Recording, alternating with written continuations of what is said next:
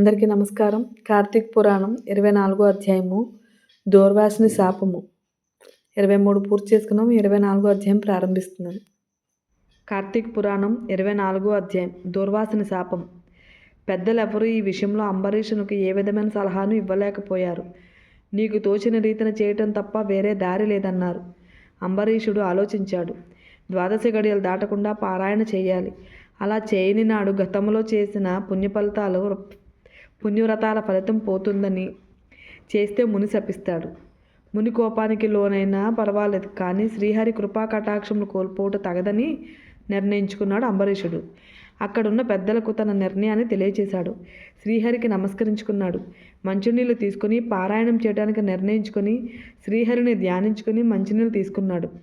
ఆ సమయానికే దూర్వాసుడు నదీ స్నానం నుండి వచ్చాడు. జరిగినది తెలుసుకుని ఆగ్రహించాడు. ఓయి, నన్ను అతిథిగా పిలిచి నన్ను వదిలి పారాయణ చేశావు. ద్రోహి, అతిథి అభాగ్యతుల పట్ల మన్నన మర్యాద లేని మూర్ఖుడవు. అతిథికి పెట్టకుండా తినటం మలభక్షణతో సమానమని నీకు తెలియదా? ఇంత అవమానమా? నన్ను అవమానించిన నీవు హరిభక్తుడవా? విప్రవమానమున శ్రీ మహావిష్ణువు సహించుననుకుంటున్నావా? పాపి, హరిభక్తుడు నన్న గర్వంతో నన్ను నిర్లక్ష్యం చేసి అవమానించితివి. నీవు నమ్మక ద్రోహివి. అతిథిని అవమానించుట శేషశయనుని అవమానించుటే కదా. శ్రీహరి మాత్రం మన్నించునా?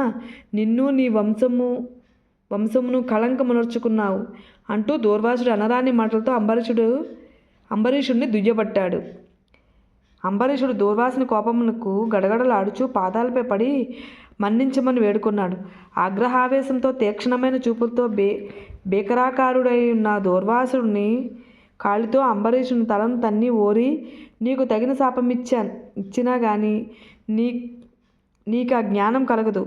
ఓయి, నీవు చేపగా, తాబేలుగా, పందిగా, మరుగుజ్జిగా, వికృతకారుడిగా, క్రూరుడిగా, మూఢుడైన క్షత్రియునిగా, రాజ్యం లేని రాజుగా, పాషాండునిగా, నిర్దయగల బ్రాహ్మణునిగా 10 జన్మలు జన్మించి ఈ అవమాన పాపాన్ని అనుభవించదుగా కానీ అంబరీషుడిని శపించాడా దూర్వాసుడు. భయకంపితుడై ఉన్న అంబరీషుడిని నోట శాపాన్ని అనుభవిస్తానని అనిపించాడా శ్రీహరి. ఇంతగా శపించిన కించిత్తైనా వెరువక అలాగే అంటున్నాడు. వీనికి శాపాలు సరికావనుకుని పెద్దగా శపించబోగా శ్రీమన్నారాయణుడు తన సుదర్శన చక్రాన్ని అంబరీషుని రక్షణార్థం దుర్వాసునిపై ప్రయోగించాడు. అగ్నిజ్వాలలు కక్కుతూ కోటి సూర్యకాంతలు చిమ్ముతూ సుదర్శనము దూర్వాసుని మీదకు దూసుకువచ్చింది. భయకంపితుడై దూర్వాసుడు పారిపోయాడు. ముల్లోకాలు తిరిగాడు. 3 దేవతను ఆశ్రయించాడు. శ్రీహరి సుదర్శనం మరల్చడం తమ తరం కాదన్నారు. తపస్సంపన్నులైన ఋషులు సైతం సుదర్శనం తిరుగులేనిదన్నారు. దూర్వాసునికి దిక్కు తోచలేదు. కార్తీక పురాణం 24వ రోజు పారాయణ భాగం దూర్వాసుని శాపం అధ్యాయన సమాప్తం. వీడియోలో ఏమైనా పొరపాట్లు జరుగున్నా, నేను చదివే వాటిలో అక్షర దోషాలు ఏమైనా ఉన్నా క్షమించండి. వీడియో నచ్చితే లైక్ చేయండి, షేర్ చేయండి, ఛానల్ సబ్స్క్రైబ్ చేయండి.